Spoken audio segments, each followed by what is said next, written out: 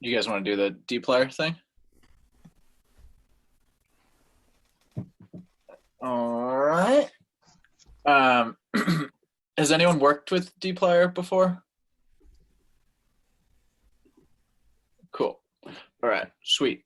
Um, cool. I'm gonna share my screen. We'll go over a little bit.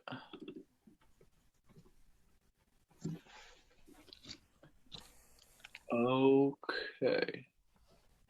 All right, so dplyr is it's like a data manipulation tool, and so really useful for all things kind of when you have data frames in certain shapes, or you need to change your data, rearrange your data, all those kind of things. It's really useful, and it comes from a group of packages in R that's called the tidyverse, and so dplyr is one of them. ggplot is another that you've probably heard of. There's tidyr, there's stringr, readr, tibble. There's another one, per. I'm not familiar with that one, but they're all developed by this guy Hadley Wickham, who he's like the chief data scientist at RStudio, and they all kind of work on the same principle. And so what he says is that all the packages share an underlying design philosophy, grammar, and data structure. And so that ends up being really important because they all kind of work together really well, and they share the kind of the same structure. And we'll look at how that makes some of the functions really useful, and everything works really well together. So to start off with, I'm going to show you the data wrangling cheat sheet, which if you're using R, a lot of different, like there's a base R cheat sheet and lots of different cheat sheets. So this is what the data wrangling cheat sheet looks like. And so when I'm working with R and doing a lot of data manipulation stuff, if I have two screens, usually I'll have RStudio open on one screen and I'll have the data wrangling cheat sheet open on the other screen. And so we're going to go over some of the common data manipulation techniques today, but it has nice visuals that kind of show you what you're doing to the data, and then it explains a little bit about which function can create those kind of manipulations, how to use it. So we'll use this here, this spread, which is a super cool one. It kind of blew my mind when I first learned about it. A lot of us collect data in this long format, and for something like an NMDS, you end up needing it to be in a wide format. And so this spread function allows you to do that. So you can kind of see this visual here shows you a long format, then transitioning into a wide format. So that's really useful. Some of the most common stuff is subsetting, which David went over a little bit in his review last week. And so if you're subsetting columns, it has these visuals here where you start off with a full data frame and you're saying, we only want a portion of these columns. And you can define which columns you want, and your resulting data frame only has those columns. And there are some helper functions that are super useful that we'll go over that can help in that process. And then there are subsetting observations by rows. So you start off with a full data frame, and if there are only certain rows that you're interested in, you can define the criteria that you want to reduce the number of rows in your resulting data frame. So I use this cheat sheet quite a bit. It's got these really nice visuals. It shows you, you can kind of look at it and be like, oh yeah, that's what I'm trying to do. Or maybe you have two data sets that you're trying to join. We won't have a chance to do this today, but so here's two data frames, right? And we can see this X1 column here is in both data frames. And so you can do lots of different joining techniques, but the basic idea is you're saying, we want to join these by the X1 column here, right? And then you take those two data frames and you combine the information by that like variable. So let's look at our first function. So we're using dplyr. We're going to use tidyr right at the end just for a little bit. But all these different packages that come from the tidyverse work really similar to each other. And then we're going to work with the Titanic data set. So, and then we're going to use some of my data right at the end. But so for the Titanic, this Titanic train data set, we're going to use this a little bit. So we've got lots of different columns. We've got a passenger ID, that just which passenger it is. A column survived, 0 and 1. 1 means they survived, 0 means they didn't. The passenger class, are they a first class passenger, second class, third class, their name, and so on. So we'll use that just as an example. So glimpse comes out of this tidyverse. This is very similar to structure. And so these are useful ways to just kind of look at your data at first to see what you're working with. So we saw the same things that we saw with that view function, which pulls up a whole nother tab. But glimpse can be really useful. And a lot of times when I'm using something like glimpse or looking at the structure, looking at the column names of the function, maybe looking at the dimensions of the data frame, I do that stuff down in the console because it's kind of its own little space. So I would do down in the console here, I would do glimpse of Titanic train, and we could look at it down here while we're still doing some of our other stuff up in the main window. And so glimpse is really similar to structure. It's going to tell us, you know, what type of column it is. Is it an integer, which we see here? Is it a character? And so characters are going to be things like names. Integers, obviously, are numbers. Double is another column type or class that's numeric. Do you know what the difference is between double and numeric, or double and like nominal? It just came up for me the other day, and I've been trying to understand that. I think so. This int is integer, right? So that's going to be whole numbers, and double can have decimals, and both of those fall within the numeric type.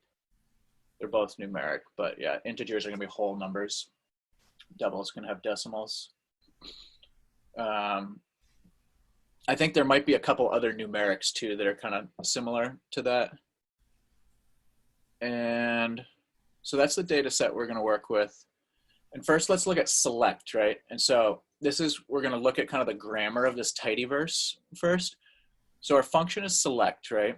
And so we saw over here that select is a way that we're going to go from a full data frame with lots of columns, and we're going to choose only particular columns that we want. So the way that the grammar works is that for everything in the tidyverse, if we do dplyr select, another cool thing is down here in the console, if you hit the up button, it brings your most recent thing that you entered in, and you can keep going up. A lot of times I cycle through those. It's an efficient way of not having to retype things. But so we'll look at dplyr select. Oh, and I needed to put a question mark there. So we're going to look at some of the, and so what we see here is that the first argument in select, and this is the first argument for everything in the tidyverse, is the data that you're using, the data frame, right? Now the second argument in select is one or more unquoted expressions separated by commas. You can treat variable names like their positions, so you can use expressions like x to y to select ranges of variables, right? So our first argument is Titanic train, that's our data set. And our second argument is the column that we want. We want the column fare. And so if down in the console here, we bring up glimpse Titanic train and look at this again. So we see we're choosing just this column here, fare. So we could do that, and we see this gives us just the column fare. And what that was saying was that you can list them like, you can use expressions like x to y to select ranges, right? So if we said select fare to, and we see fare here, we could go all the way up to embarked, right? So we could say fare to embarked. And that would give us the columns from fare to embarked. Now, this is where the grammar gets really useful, is this thing called piping that you may or may not have seen before. So these here are the piping symbols. So it's a percent and then a greater than and then a percent. And what that does is it says, take what comes before the piping and use that as the first argument in your function. So this train, Titanic train, is going to be the first argument that goes into the select. So basically we're just recreating the same line 37 here using the piping. So we'll see the same result. And we'll see why that becomes really useful in a little bit.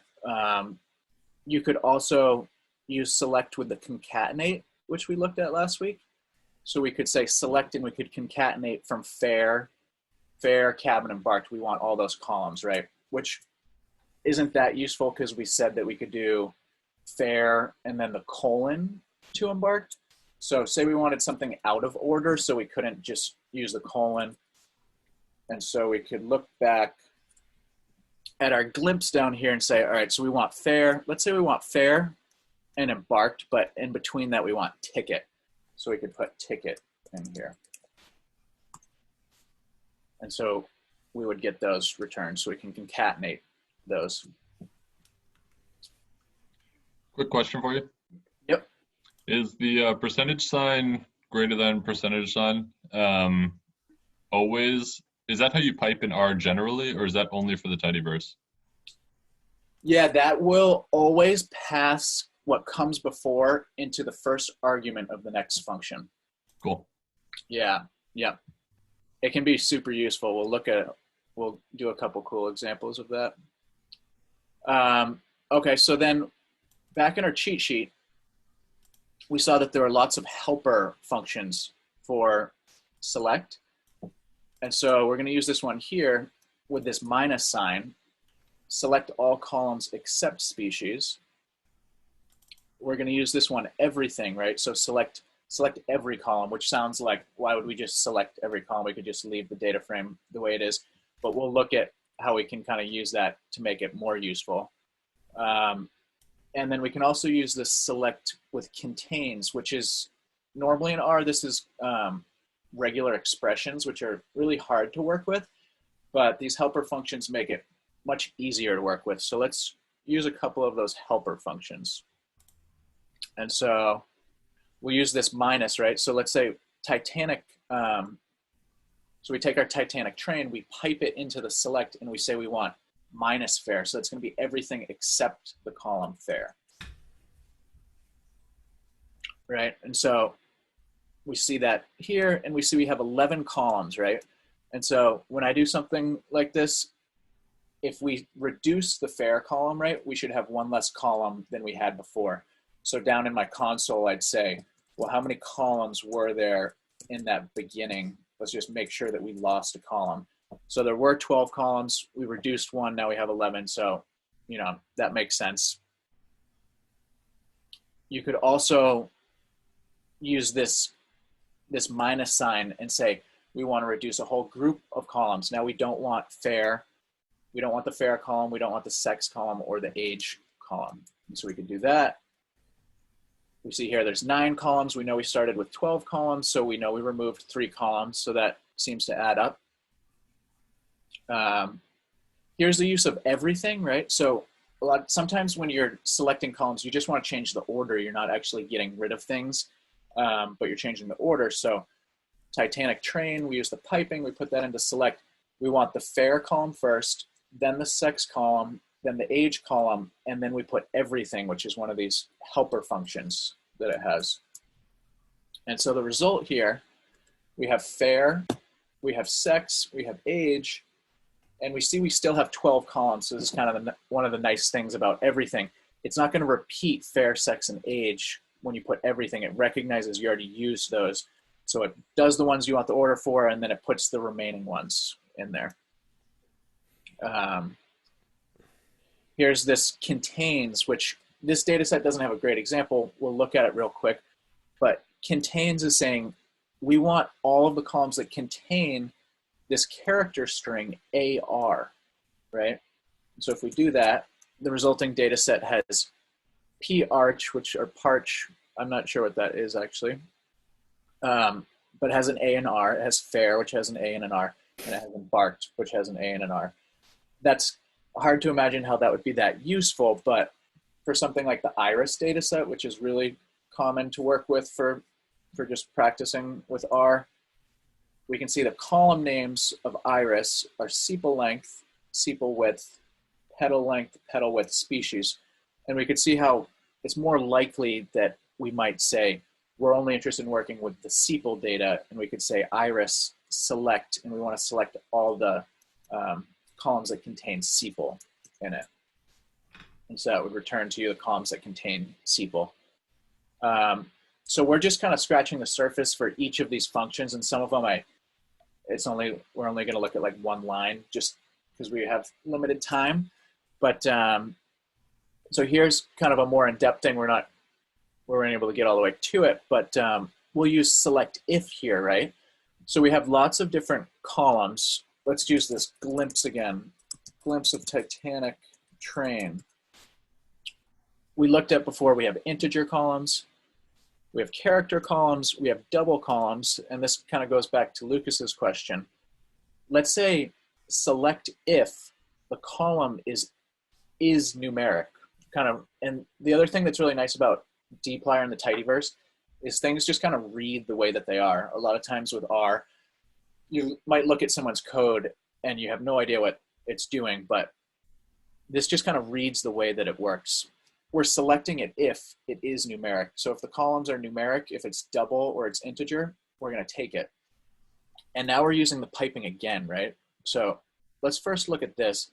Here's another really useful aspect of dplyr is you can just highlight what part of something you're interested in. So we'll highlight this first part and we can run this.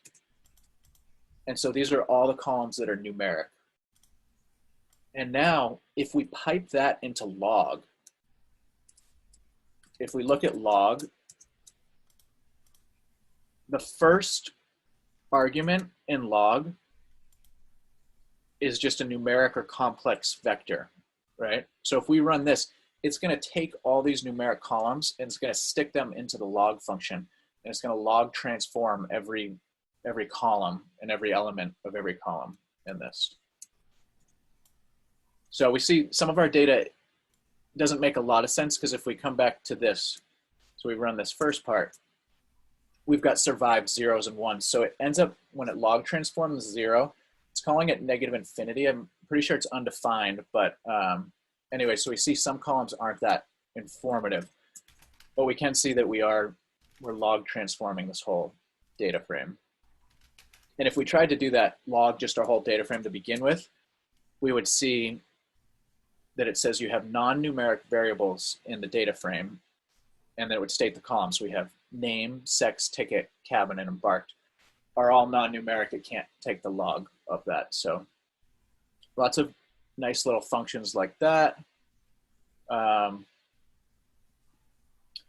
let's look at the dimensions of this again. So look, the dimensions, we have 891 columns, or rows, sorry, and 12 columns. So 891 rows, or we could use the nrow function and see that we have 891 rows. So now we're going to use filter, which will be our second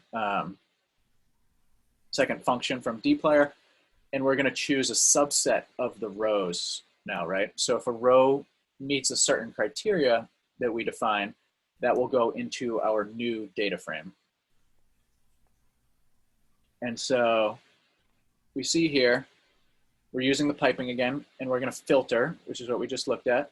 And now we're saying we only want the passengers whose age is greater than 20 years old. All right. So we're saying filter Titanic train, the column age. And do people remember that this, using that $sign, that's how you identify a particular column in a data frame? So first we're identifying the data frame.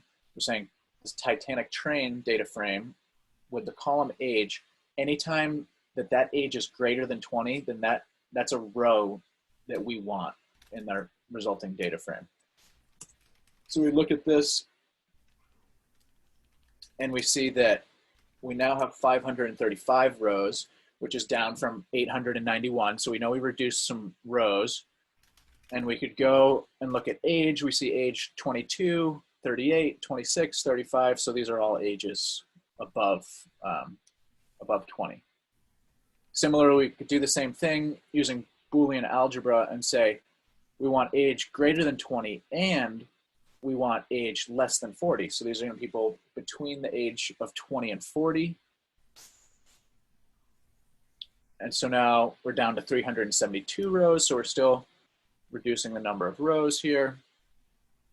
We could do a similar thing and say, we only want passengers whose sex is female, and run that. And so we could scroll over and see that the sex of all these passengers is female. And then this function here, or it's not quite a function, so there are lots of different logical comparisons that are outlined in this cheat sheet too. So, you know, less than, greater than, equal to, which probably should have explained a little bit more. So there are a couple different things. In R, you can have something like t equals 1, right? So that's setting t, assigning the equality of t to be 1. And that's the same thing as saying t and using this caret 1. So now if we put t down in our console here, it gives us the value 1. So that's assigning a value to something. When you use the double equal signs, you're testing the equality of something. You're saying, is the value in this column equal to female? So if we said, what if we said t equal to 1? That would say true. It's testing the equality of these things. If we said t equal to 2, that would say that's false. So that's what we're using there. Now, this exclamation point equals is the opposite of that. It's saying we want everything where the sex is not equal to female. So this would return all males.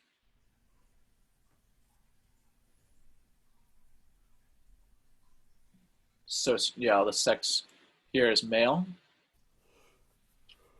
And then this can be really helpful. This percent in percent is it's called group membership. So P class is the passenger class, whether the passenger was in the first class, the second class, or the third class. And you're saying if the P class was in this vector of 1 to 2, then we want those. And so this would give us all the passengers in P class 1 and 2.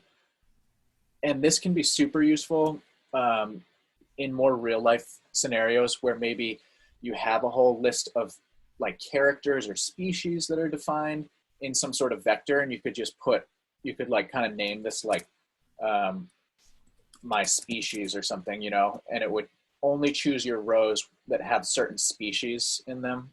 So that can be a really useful tool.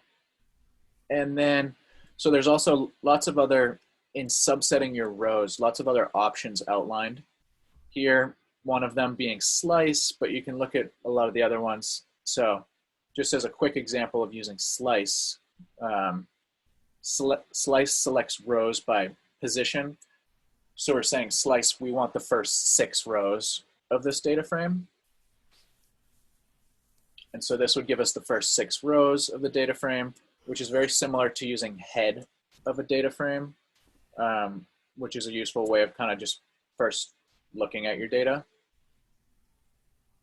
So you can do the head of the data frame. So now we'll quickly look at arrange. Arrange is basically, it's just like Excel where you sort something. So if you sort something numerically, or if you sort something alphabetically. So if we sorted this by survived, we would see it would first list all the zeros, and then at the end it would list the ones. So that's pretty straightforward. And you can do the same thing descending, where it would start with all the ones and then end with the zeros. And then you can set levels. So if you did a range by survived and then P class, we can take a look at that. So first, we arrange it by survived, right? So first, everybody who didn't survive, all the zeros, are listed first, and the P class, the passenger class, class 1 is listed. And we see that goes on for a while until survived is still 0, and then the P class goes to 2. And if we look at the very end, it would be survived is now 1, and the P class is 3. So these can be potentially really useful for merging two data frames, getting everything in the same order, and then you can bind two things together. Yep.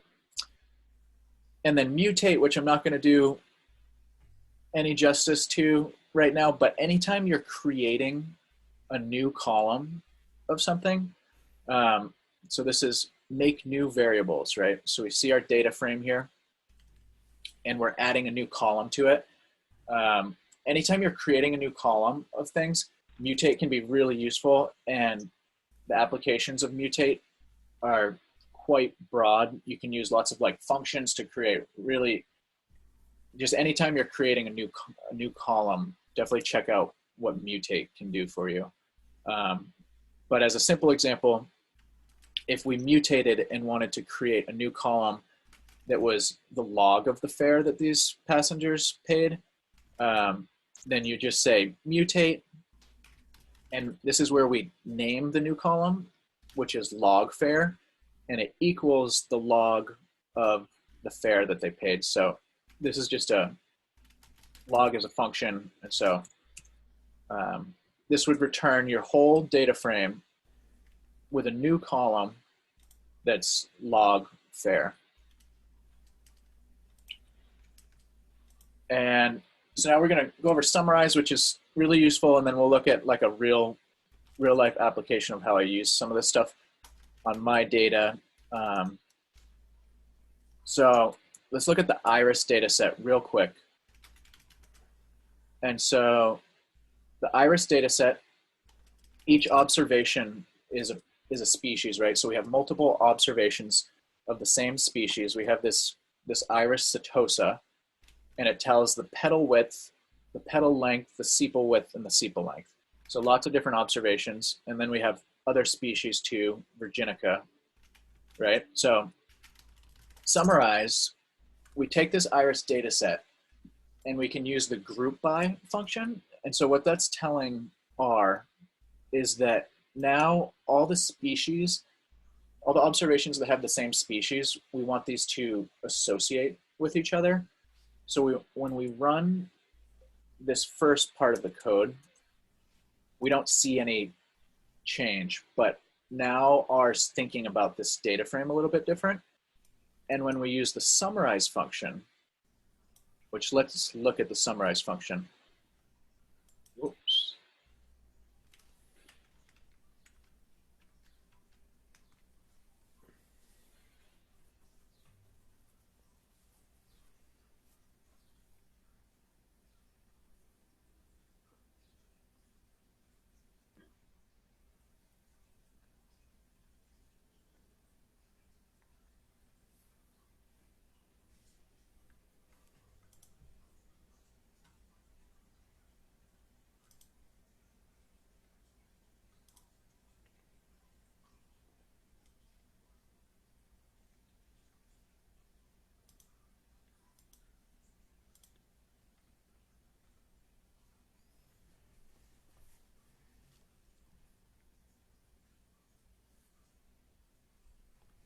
Is he coming back?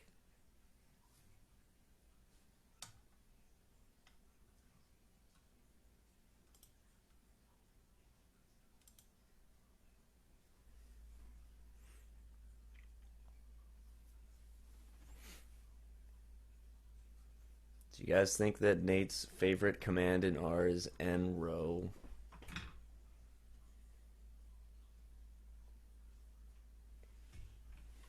Well done. Thank you.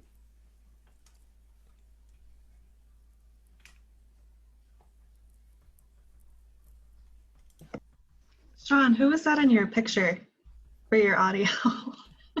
It's Thomas's face on some girl on the internet. Okay. Oh, you know what? I'm actually gonna change that. I got a better one. Computer died. Welcome back. Predictable. What were you guys saying about me? I said your favorite command in R is nrow. Mm-hmm. Good one. I hadn't thought of that. All right. Cool. So we grouped these together, right? Now if we summarize takes some larger amount of information and reduces it down into kind of a summary of it, which we can see kind of visually described here. And so if we summarized, n is just the number of observations in each group. So if we run that, we see that for each group, for Setosa, there were 50 observations. For Versicolor, there were 50 observations. And for Virginica, there were 50 observations. Then we can do things that are more useful than that. We can say, all right, let's summarize. And let's name this column individuals. That's the number of observations. But then we're also going to create a new column called average sepal length. And that's the mean of the sepal length. And then let's arrange that descending by average sepal length. So you see how these piping functions, you can just keep inserting things into new things.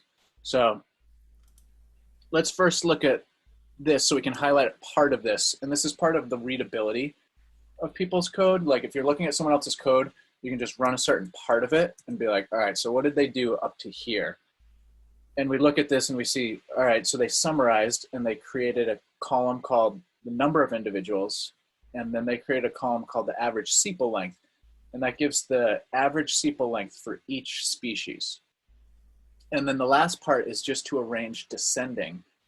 So we're going to have the largest value on top for this average sepal length column. And so that's just going to adjust this so that the average sepal length, the largest is on top and then descending from there. So now I'm going to show you some of my actual data as how this could be like more usefully applied. So, so here's some of the data that I collected. So I look at understory forest plants. So we go to a plot, right? And so here's plot 34 in this column. Whoa.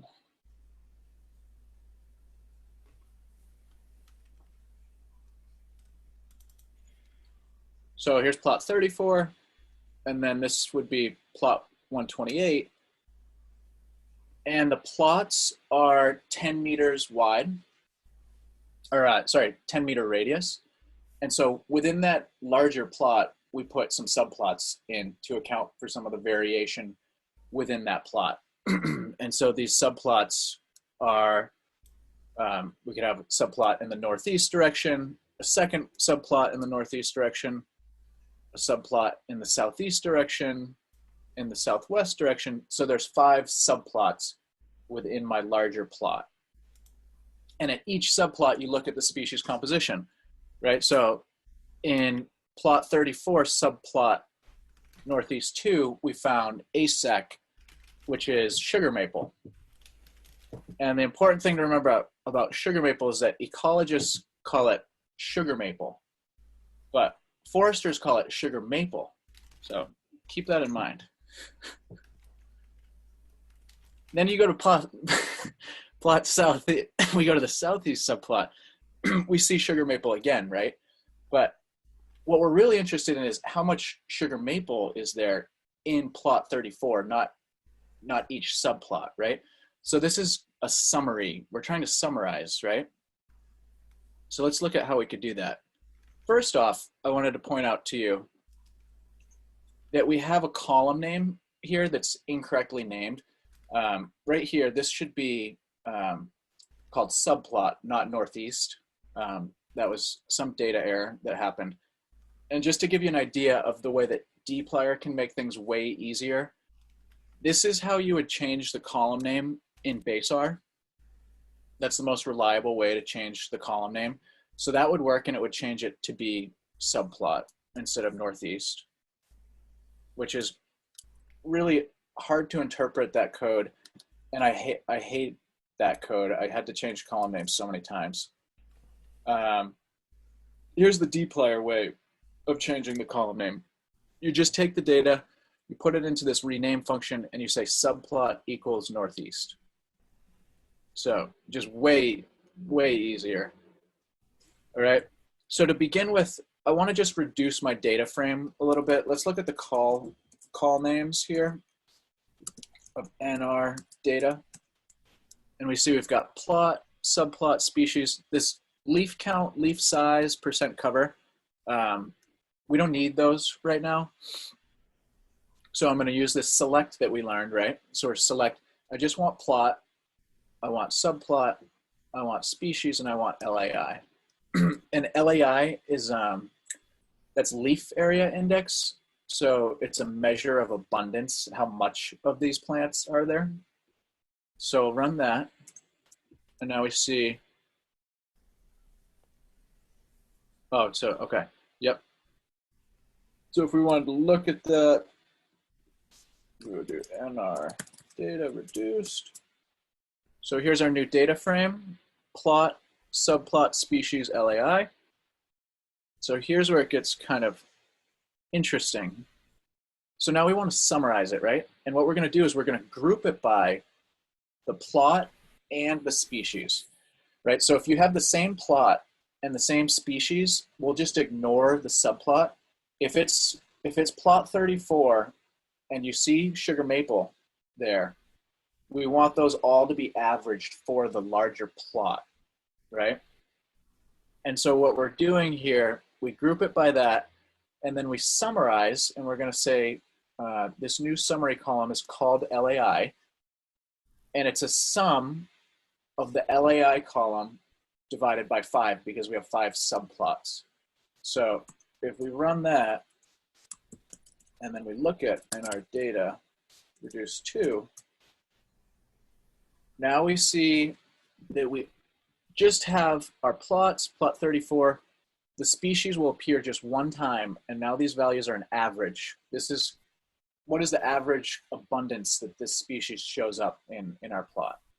So I know I kind of breezed over how that calculation, but I think if you all are interested in using this, if you look at this line, it's easy enough to dissect what exactly is going on there. And so now we have this long format, but now to run a lot of data analysis, we need to go into a wide format, right? So we have a long format here. We're going to use this spread function to create a wide format. And I thought I was going to have to do this all by hand, that I was going to have to go to each subplot and add up, like, okay, on a calculator or something, what's the abundance of each of these in the subplot, then divide it by 5. And then I had no idea how I was going to rearrange these columns to then be wide. But what we're going to do here is we're going to use this spread function. And what are we spreading? We're spreading the species. So we want species to be the column names. And the values that are in that data frame is the LAI, that's the abundance. So now if we look at that, we see now we have plots are our rows, and then we have the species are the columns, and the abundance of those species are the actual values. And you might want to get rid of this, this plot. You know, if you're about to run an actual analysis, you wouldn't want plot to be a column because it would run that as a variable. So you might want to change that to be a row name And this is another thing that is really easy in the tidyverse is you just say column to row names, and you say which column you want to switch to a row name. You like that one, Lucas? I just like looked up code for how to do that in base R, and it was just a pain in the ass. It was like so roundabout. That's amazing. So yeah, I do And like then that. then you can do row names to column, just the inverse, and it does the same. So that's all pretty cool. But what we can do, what we see about this process is we created all these new variables, right? Wide nr data reduced to, nr data reduced to, nr data reduced. By using the piping, this right here does all those same things that we just did, except it only creates one new variable.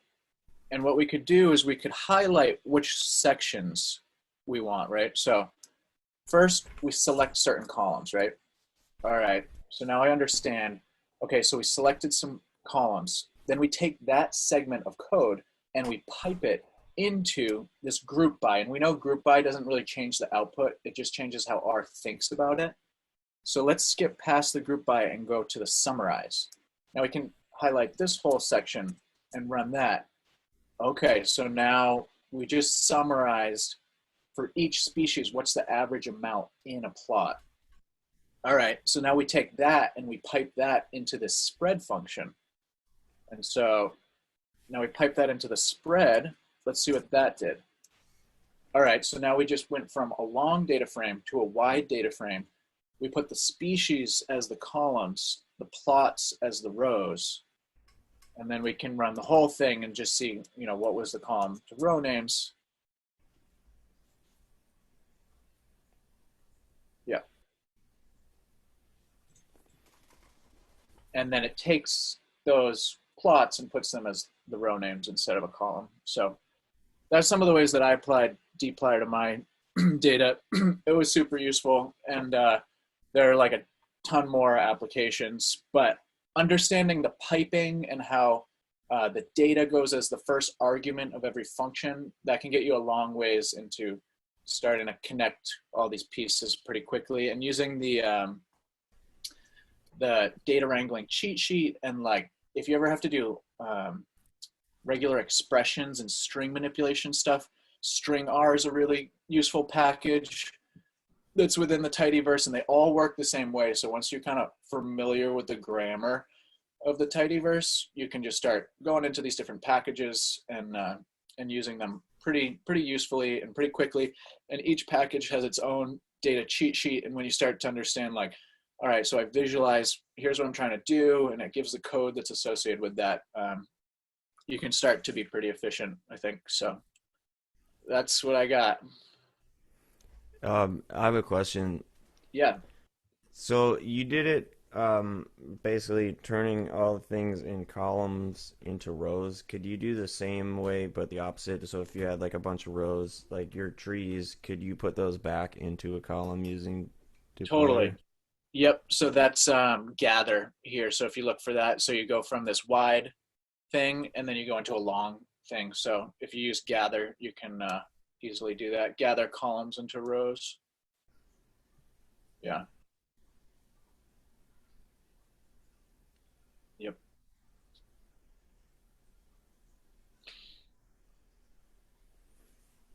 Good stuff. Good stuff. Yeah. Is David logged on?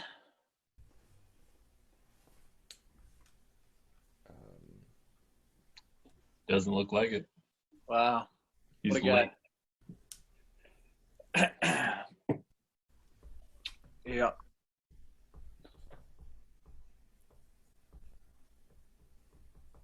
Are a lot of you in the process of learning R right now? Like, are people actively trying to learn R, or just, yeah,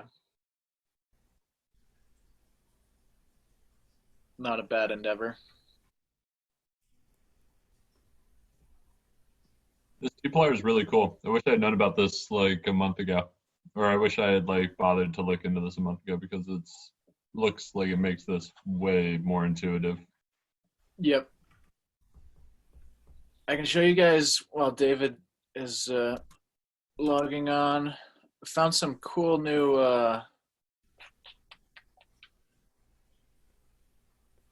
visualization stuff for 3D ordinations. Let's see here. Sales reduced. So there's this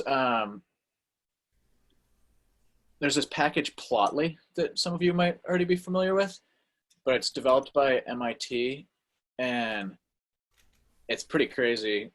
It gives these amazing visualizations. So I have like kind of noisy data, or not noisy, but there's just a lot of data, and it gives you these options of like, you can only show, if I only want to show the northern hardwood community here, right? I can do that, and then you can do all your fun rotation stuff, and you can hover over a particular point and get some information on it, and you can set it to have even more informative information. But if we zoomed out a little bit,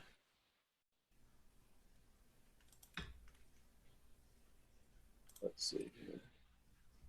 All right, so here's, right, so NMDS 1 and 2 there. And then you can add the species scores into that, which gets really noisy. Let's show semi-rich instead. But then you can like zoom in and see what plots are associated with what species. So, for your microbial data, I guess looking at what communities have what microbial species in it. And I'm trying to get the environmental vectors into this. Still working on that, but yeah, it does a nice job of being able to break down, because if I had all my data at once, it's like really hard to look at. And you could add, just 2 communities and see how those 2 communities are related to each other. So yeah, that's what I got.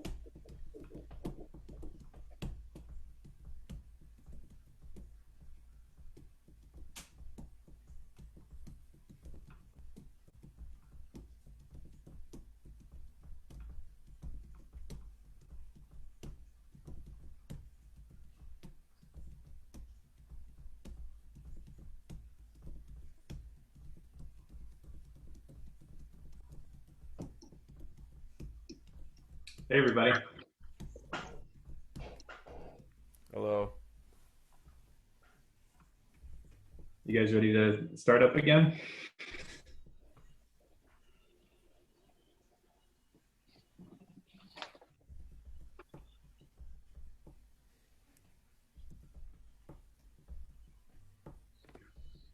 David. Hey. All right, you guys ready to start up again? Yep. Okay.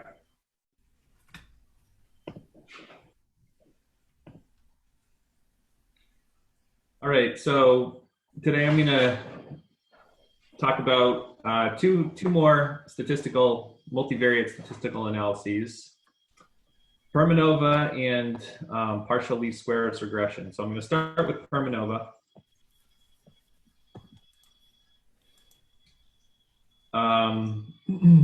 And I always think it's wise to start off looking at things graphically as much as possible. I think that really helps with the understanding. So let's start off there with Permanova. I'm going to just create a graph and then share it with you guys.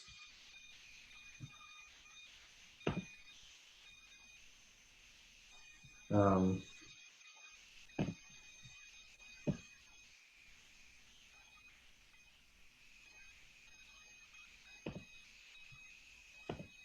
all right, can you guys see that? Okay. So here we have some points in a three-dimensional space, and I color-coded them by the group that they're in. So in this example, it's pretty obvious that that these three groups are different, right? And what I mean by that is that each color is kind of clustered around the centroid. These centroids are the crosses in the middle of the color points.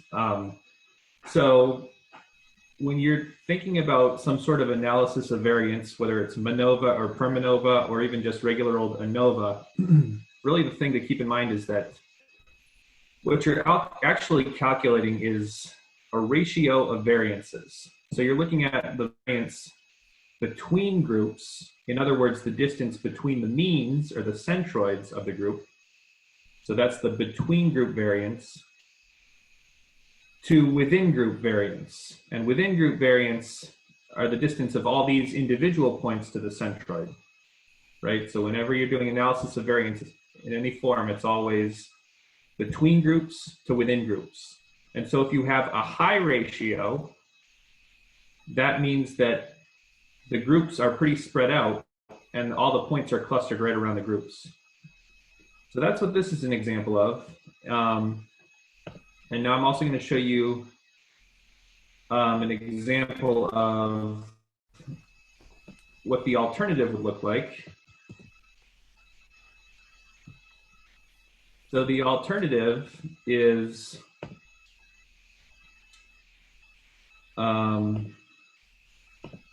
so this is the alternative. Now we have all the centroids are pretty close together, but there's just totally, all the colors are all over the place. So there's no really clear groups. So obviously in this scenario, it's pretty clear that there aren't differences between groups. But remember, let's think about this in terms of that ratio, right? The ratio of between group variance to within group variance, in this case, is very low, right? There's a lot of within group variance, but since those centroids are pretty close together, there's not a lot of between group variance. So the between group variance in this case is much smaller than the within group variance. All right, so back to RStudio. And please, as always, if you have questions, feel free to just shout them out. Otherwise, I'll just assume that we should keep going. So, so again, what PERMANOVA is trying to do is trying to figure out if the between group differences is significantly greater than the within group differences. Now, the way it accomplishes that is a little bit different than other types of analyses of variance. The way we do this is by permutation. So I'm going to show you guys the data that I used to generate that first plot. So you can see there's a column for group 1, 2, and 3. And then there's all these different variables, X, Y, and Z. So, excuse me, what PERMANOVA does is it permutes all these rows. It just randomly reorders the rows, but it keeps this first column, this group column, the same. So it's switching up all these rows, changing up all the groups, right? Every time it does a permutation, it creates one of those plots and then calculates that new ratio. And so after we've done, 999 or however many permutations, what we're looking for is times, how many times did we get a rat with our original data? Would you mind repeating that? So we permute this thing 1,000 times, and then again, what we're looking for is how many times out of those 1,000 times was the F statistic actually greater.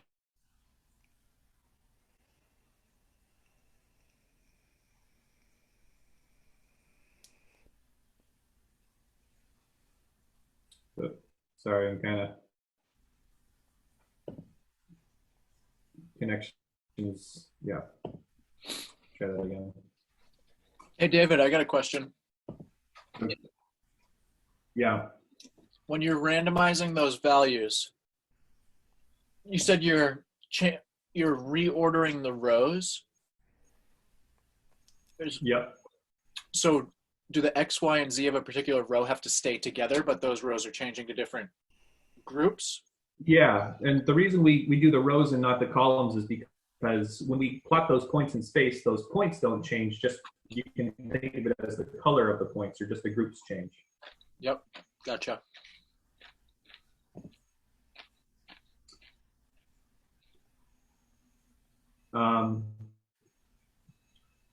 So again, that ratio I was talking about is called an F statistic. An F statistic is that ratio of variance between to within. For Permanova, it's calculated a little bit differently than for a regular ANOVA, and so we call it a pseudo F statistic. And so yeah, and so now I just have an example using the data from this class. Is everybody sort of comfortable with the concept of Permanova? Could you give me like a 2-sentence summary comparing between and within groups, right? Variance, yes. We're comparing it. I'm gonna create that graph again, Sean, and share it one more time. Okay, thank you.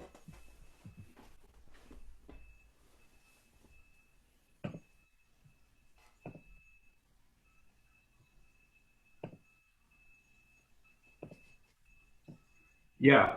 So when we analyze variance, we're looking to see if the between group variance is greater than the within group variance. So in other words, the between group variance is the distance between these centroids. These represent the center of mass of these groups. And so the variance between groups is the variance between these centroids. Okay, The variance within groups, so, yeah. So it's like an ANOVA, but with 3-dimensional space, more or less. Yeah, conceptually, it's very similar to ANOVA. Okay. Can you do it in n-dimensional space, David? Yes, you can do it in n-dimensional space, and the only thing I didn't mention that's important to mention is my example, of course, is with Euclidean distance, but you can use it with any distance measure, and it just calculates the centroids a little bit differently, but the calculations still all work out. And the difference between MANOVA and Permanova is the permutation aspect? Yep, permutations. MANOVA, you need to meet a lot of the same assumptions that you need to meet for ANOVA. In Permanova, you don't have to meet any assumptions pretty much, so it's a pretty safe bet.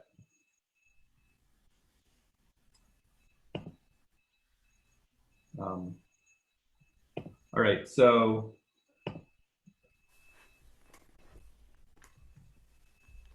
I think you guys have been working with this level 7 RA data, right? Take a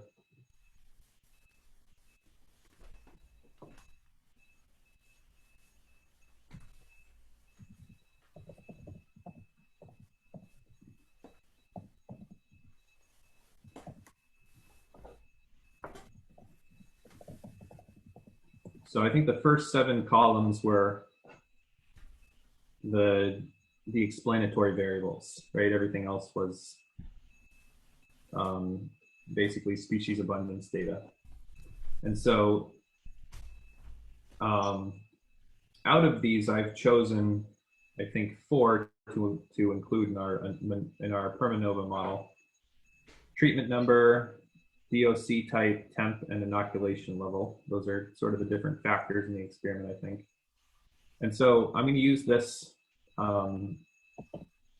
Adonis function from the vegan package to perform this. And so the syntax is basically just like a linear model. In R, you list your response variables and then a little tilde, and then list out the predictor variables. And then I think by default it does Bray-Curtis ordination. So I'll just show you guys that again. So these columns right here, I'm extracting columns 8 to the end of our data frame, and those are all the species abundance columns. So that's our response variable. Then our predictor variables are DOC type, inoculation level, treatment number, and temperature. And you'll notice I've separated them by an asterisk, which means I want to look at all the main effects and all the interactions. So when we run this, it's going to be pretty big because of all the factors we're looking for. But you can see here it lists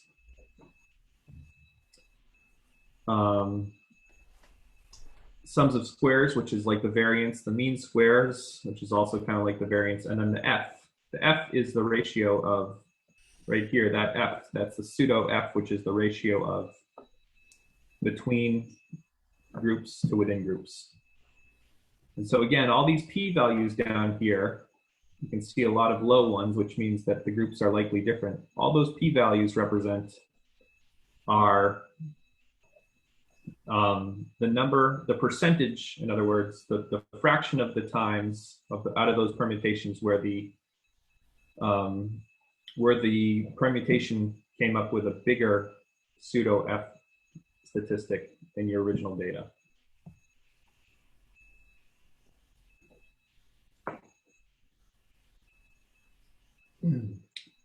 So now just a quick note on this. Often when we design our experiments, they could be nested. There could be some sort of hierarchical structure to them. And what I mean by that is, for example, if I were performing research on corn, and I had a few different cornfields around, and I was taking measurements on individual ears of corn. So I'd go to each field and I'd select a few plants out of each field, and then on each plant I would select a few ears of corn off of that plant. So that's a nested design. It's kind of like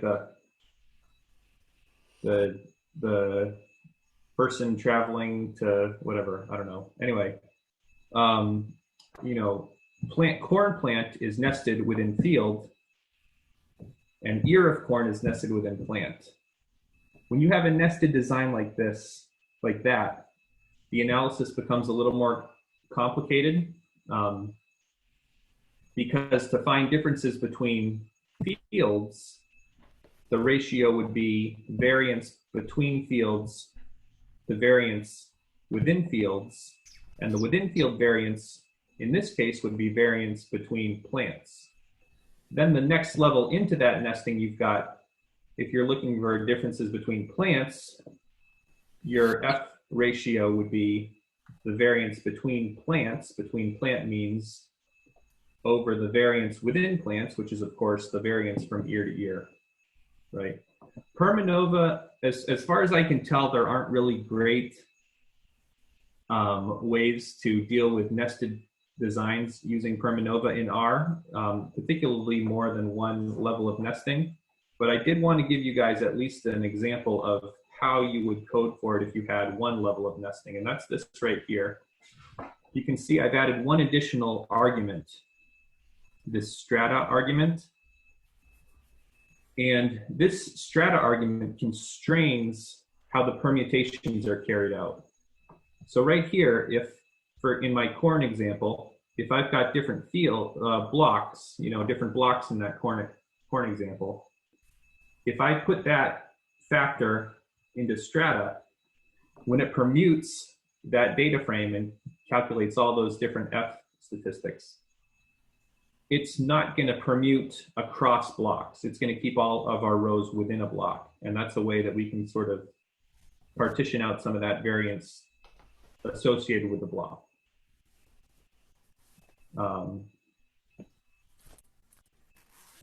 So, yeah. If I'm understanding that correctly, none of your samples from like block 1 will cross into block 2 during that permutation. Is Exactly. essentially it'll just like shuffle them within. Can you explain again, or just say again why that like constraint acts as like a way to do nesting?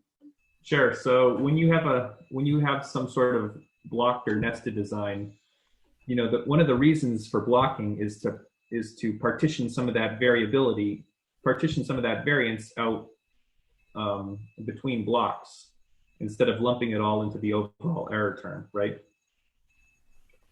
And so when we are permuting our data frame and calculating all these F statistics, if we can strain the permutations so that observations from a block always stay within that block, that's just a way we can sort of keep that variance partitioned into the blocks instead of incorporating that into the overall variance across all our blocks. Does that make sense? Yeah, okay. That does make sense. That's cool. Thank you. Seems like that method would make like unlimited nesting. Like if you just kept going with that approach, you could just keep adding nests, right? Yeah, I mean, I'd have to think more about that, but potentially. From what I've read on it, it's complicated when you have more than one level of nesting. So, yeah, I mean, Permanova is a great tool in your toolbox because it makes no assumptions about your data. You don't need to meet the assumption of normality or homogeneous variances or anything. So, yeah, does anybody have any questions on Permanova before I move on to PLSR? So, since you don't have to meet these assumptions, is this like a last resort? Like, if you can't do other assumptions, or if you can't do other tests, then you land on Permanova, or is like a first? That's a good question, Sean. I mean, I don't think it, to my knowledge, it's not any less powerful than the other ones, but I don't know, I guess. Yeah, I think Lucas is right. I mean, I think you get pretty much the same results with Permanova that you would get with a MANOVA if you could meet the assumptions.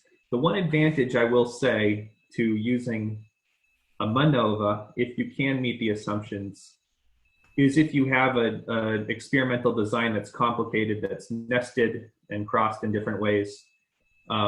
With Permanova, it's challenging because it's permutation based to keep track of all those different error terms. But in MANOVA and ANOVA, you can always perform custom F tests. So you can pull those mean square values off of the F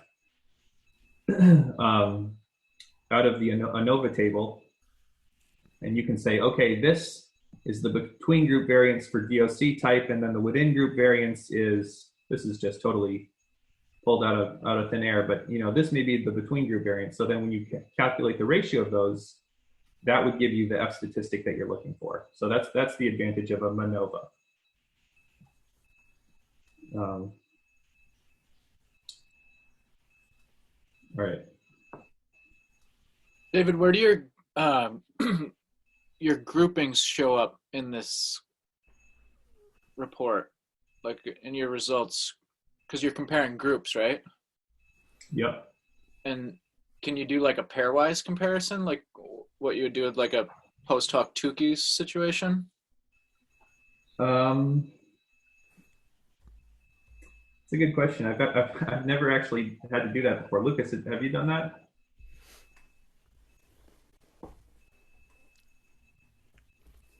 You're muted. I think you're muted, Lucas.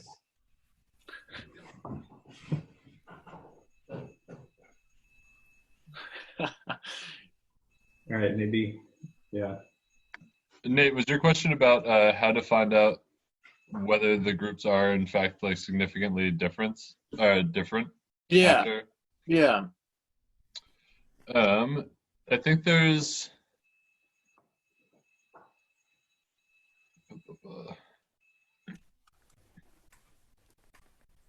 I have done this and I will post it, but I'm blanking right now. I'm like trying to find this file. But yeah, I'll try to find that. I can't remember what I did. David, can you scroll through that output again? Yep. So Okay. it's just a big ANOVA table. Yep. And the like DOC and those things, those are predictors of the those were your predictor variables. Yeah, these are all the predictor variables. So we have the main effects, DOC type, inoculation level, treatment number, and temp. And then from here on down, we have interactions. So here's the interaction separated by a colon of DOC type and inoculation level. And then we have all the different two-way interactions. Down here, we have three-way interactions, DOC, inoculation, treatment, so on and so forth. Actually, one other important point I should make before moving on is if you have significant interactions, you should always look at those first. That's where all the action is happening. Even if your main effects are significant, you have significant interactions, you should go straight at those and figure those out.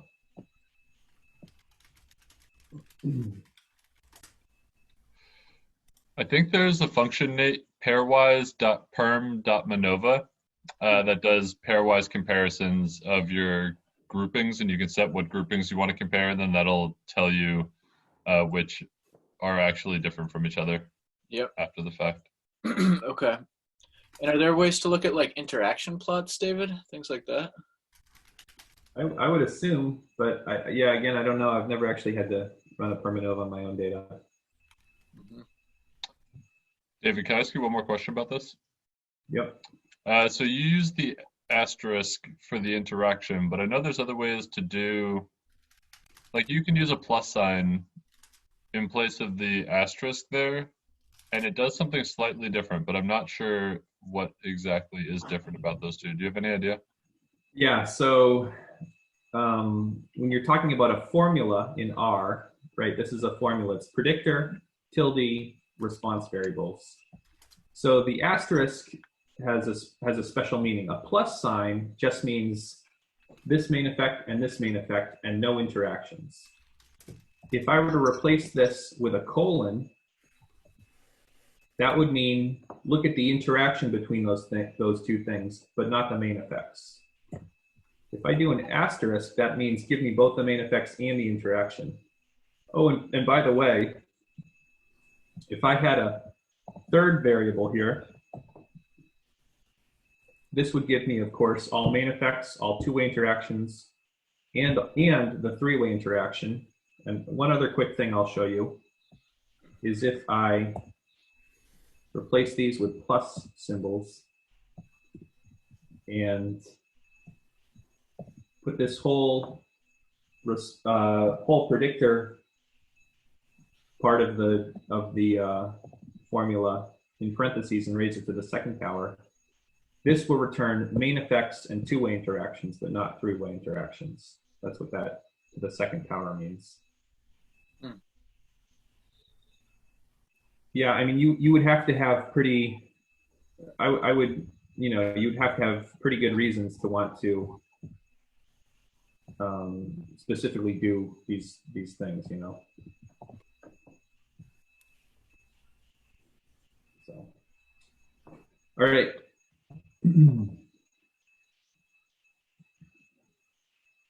All right, let's talk about partial least squares regression. PLSR. So PLSR is it's a type of regression,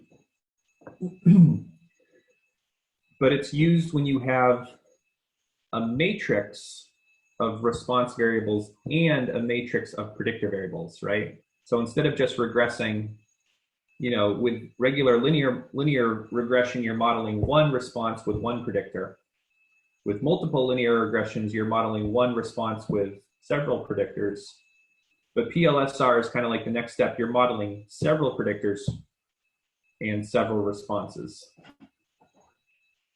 Now, I'm gonna kind of go through conceptually and graphically what's happening, but keep in mind that the goal of this analysis is to predict. It's to predict new response variables. For example, you create some model based on your data, and then you go out and collect new predictor variables, and you use this model to predict what the response of those things will be. Okay, so PLSR is it's a lot like performing a PCA on your predictor matrix and a separate PCA on your response matrix. Once you perform these two PCAs, now you have explanatory axes from both, right? So you've reduced the dimensionality potentially. And then you can combine, then you regress.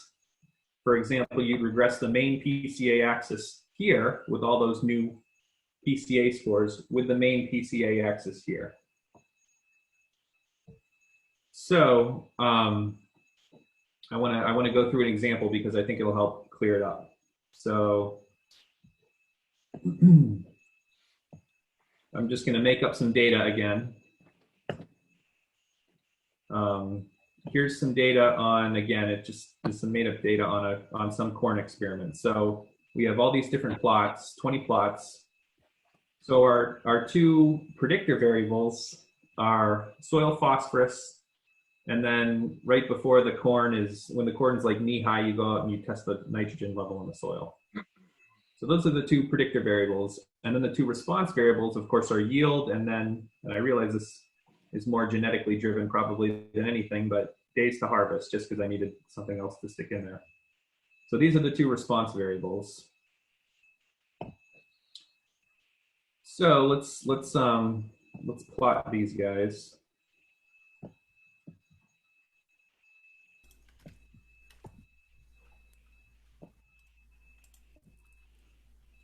All right. So what I just did is I created two plots, and on the left side, I regressed the two predictor variables against each other. And on the right side, I regressed the two response variables against each other. And that red line is just the line of best fit through both of those clouds of points.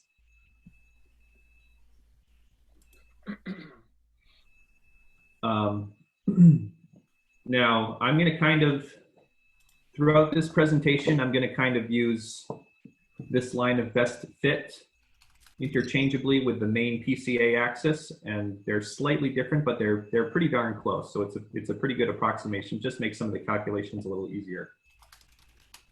So, by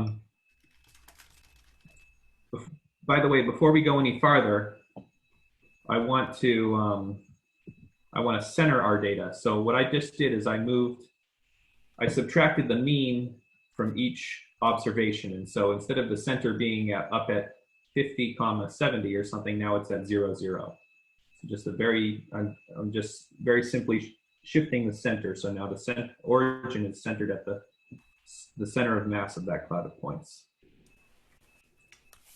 All right, so when I introduced PLSR, I was talking about how we perform PCA on one, PCA on the other, and then we regress the two main PCA axes together. And we can only do that if we calculate scores. So we have to calculate new coordinates, project all of these points onto this PCA axis, and calculate essentially new coordinates for them. So that's the next step.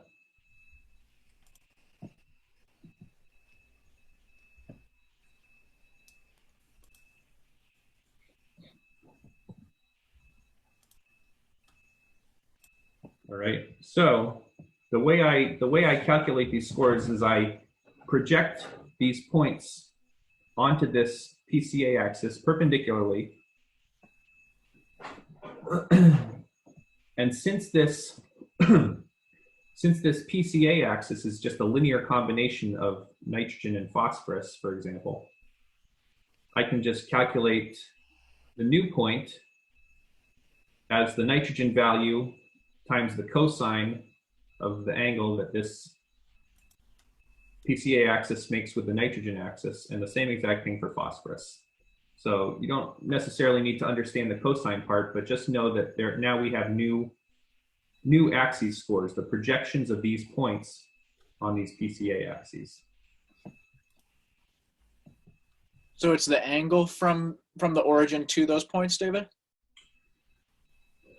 Well, the angle that I'm talking about doesn't really involve the points. It involves the angle that this PCA axis, this line of best fit, makes with our original X and Y axes.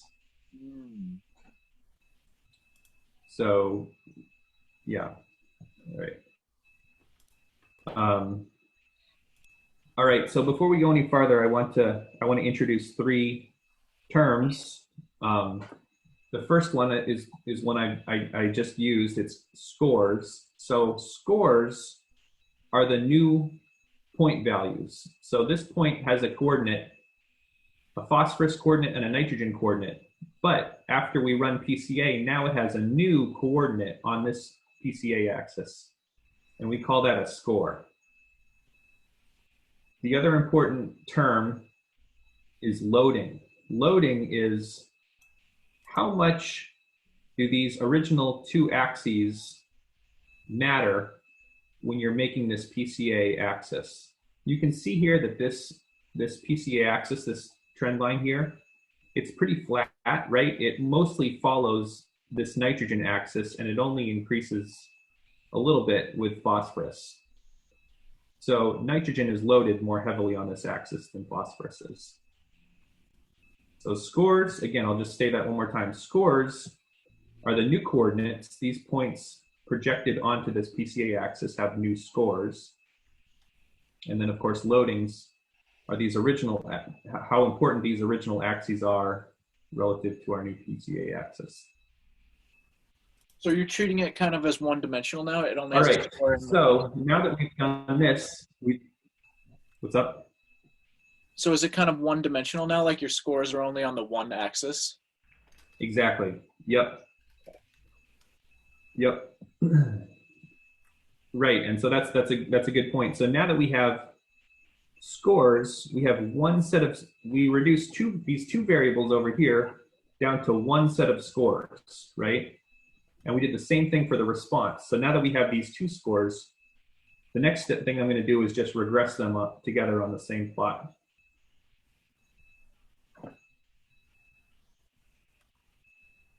All right.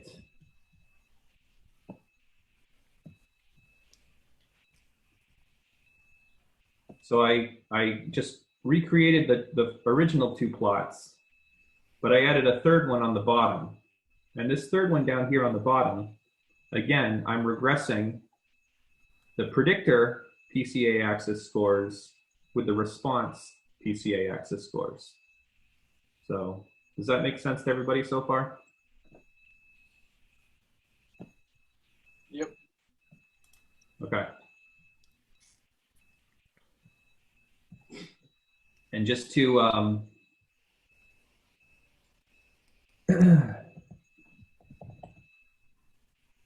so just to prove that point, now here's our new data frame. So here are our predictor axis scores and our response axis scores. And there's still 1 point for each plot because each plot it corresponds to a predictor axis score and a response axis score. So the plots stay the same. Just now we've reduced the dimensionality and we can create a new plot based on that. Okay.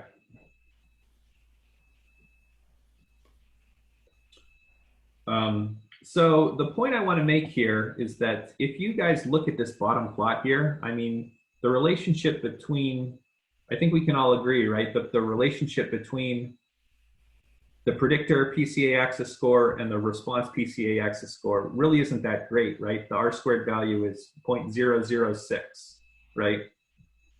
So this is the meat and potatoes of PLSR coming up. So what PLSR does is it actually rotates, it spins these PCA axes around a little bit and calculates new scores and tries to see if we can ever come up with a better fit than we did down here.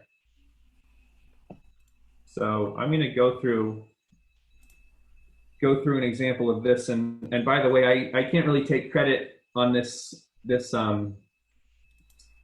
graphical representation. I saw a really great YouTube video on this, and I kind of copied them, but at least I gave them credit in my R script here. So can you repeat again what you're attempting to do, David? So the first one doesn't look that strong, but you're sure. Doing what? Yep. So yeah, so this cloud of points right here, there's no strong relationship between these two axes, right? It's just a big messy cloud of points with a really low R-squared value. So what I'm going to try to do, excuse me, is I'm going to try to rotate, spin this trend line, this line of best fit, this PCA axis here, just spin it around the centroid, the origin. And every time I spin it a little bit, it's going to calculate new scores, right? Because these, you'll see what I mean in a minute, but when I spin it a little bit, now the perpendicular line is, if I were to spin it, bring this end up, now the perpendicular lines from each point would be pointing down to the right. So we calculate different scores. And I'll do that on both until I can straighten this out and get a better relationship. I think once I start to do it, it'll become a little bit more clear. So, all right.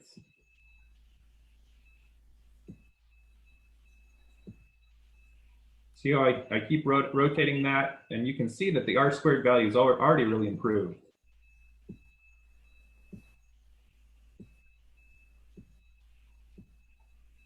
Right, so that's what PLSR is doing. Does that make sense to people? Just keep spinning shit until something looks good.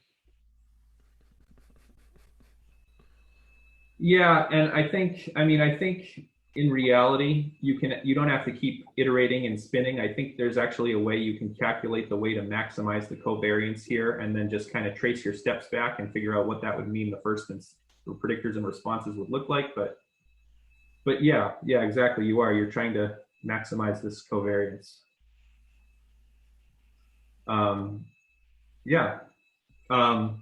So by the way, before I do an example, I just want to say that this was a pretty basic example. We had 2 predictor variables and 2 response variables, and so when we perform PCA on those, of course, we can get 2 PCA axes. And what I did here is I regressed the first PCA axis from predictors with the first PCA axis from response. Now, if I had higher dimensional data, I would then go ahead and regress the second PCA axis from predictors with the second one from response, the third with the third, and so on and so forth. And that will just allow you to make better predictions ultimately. Can you run this if your data doesn't meet the assumptions of PCA? You would need to transform your data. I think you do need to meet that assumption of linearity, because, and that's a good point, Nate, because think about it. We're trying to predict based on the new scores, right? And if our points are way the heck far away from this PCA axis, it's not going to be a great prediction. If they're close, in other words, if they meet that assumption of linearity, then you'll be able to get a pretty nice prediction, as we'll see. But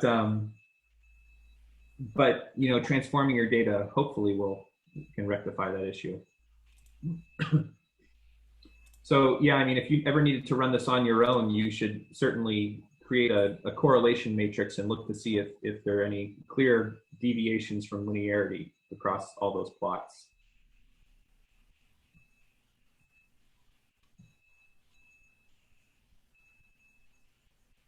All right, so since the data, that level 7 data was, all the predictor variables were categorical, I'm gonna go ahead and instead of using that data frame, use a different data frame for this example. So I'm gonna use this CARS 93 data frame. It's from the mass package if you're interested. It's just data about a bunch of different cars. And so I was scrolling through this and I thought to myself, wow, miles per gallon city and miles per gallon highway, those would be two really good response variables. And what could we use to predict? Let's predict with engine size and horsepower and car weight. There should be a weight column. Yeah, here we go, car weight. So we're gonna have those two response variables, city miles per gallon, country miles per gallon, what was it? Anyway, and then the predictor variables are going to be engine size, horsepower, and how heavy the car is. So there are several different PLSR options in R. They're all from different packages for the most part. I don't really know too much about all of them, but here I included two different ones. So here I'm using the PLS function, which is in the PLSR package. Kind of confusing, but anyway. So if we run this, and again, my predictor variables are weight, engine size, and horsepower. And then my response variables are highway and city miles per gallon. And then when we look at the summary of that, it gives us the p-values for each of those axes. Each of those, they're kind of like PCA axes, but since we shifted them a little bit to maximize the covariance between predictors and responses, they're not exactly PCA axes. They'll probably be a little bit different. So here's the p-value for that first PLSR axis. We've kind of got, it's kind of confusing. We have these PCA axes, or these components from predictor and response graphs. And then down here, we have another layer of this component. So now this component here is our PLSR component, which was generated from the predictor component and the response component. So these p-values here represent how good this relationship is. So this first p-value corresponds to the first component when we regress the first component from response and predictors. So it's very good, as you can see. The p-value is very small, meaning the relationship is pretty strong. And then when we look at the second components from each, it gets a lot noisier. There's not as great of a relationship.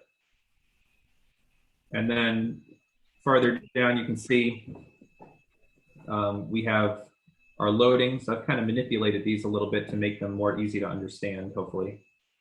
So our loadings, remember, loading is sort of the relative importance of each of these original predictor variables on our new axes. So you can see here that city miles per gallon has a little bit stronger of a correlation with our PLSR axis 1 than highway.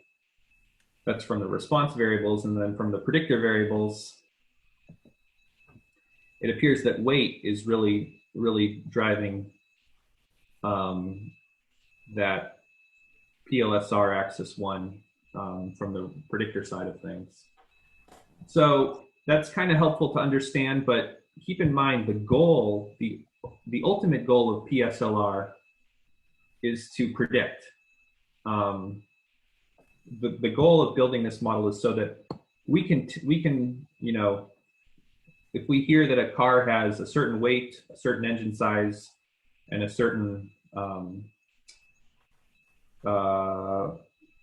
horsepower, knowing those three things, we should be able to figure out pretty accurately what both the miles per gallon city and miles per gallon highway are. And again, we can figure out two response variables, not just one. We can predict two of them because we have those scores to go off of, and we have multiple components to use in our predictions. So so here down here, so I'm using a different PLSR function now.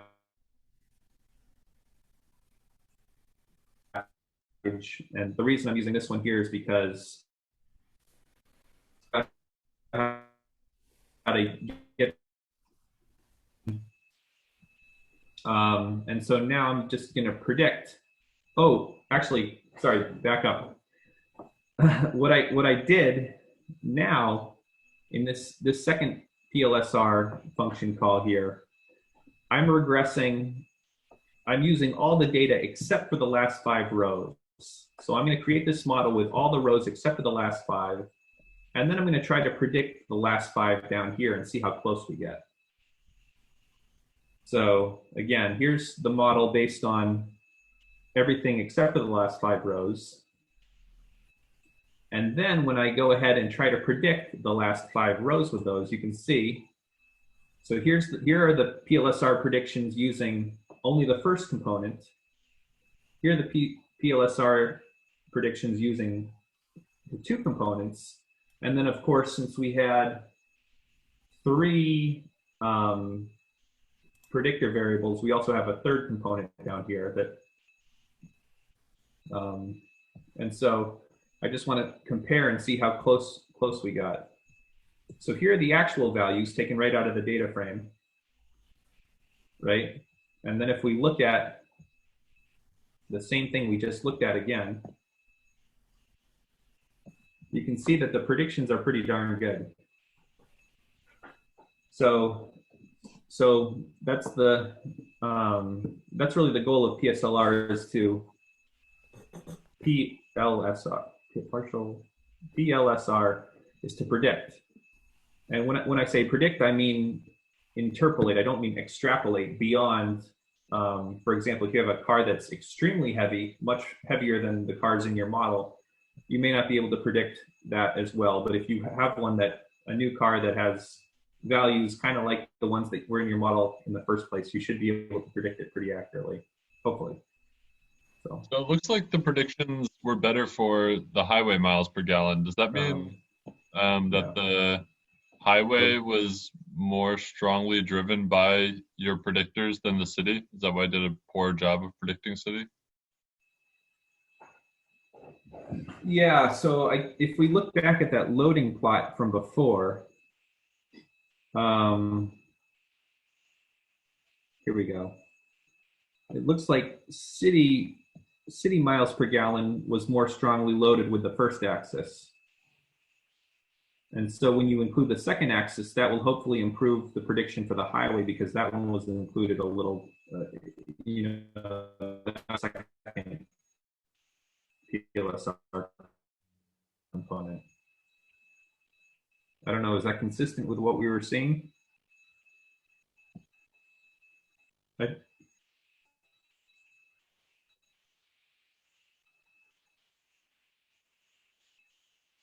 And just keep in mind, one other thing is,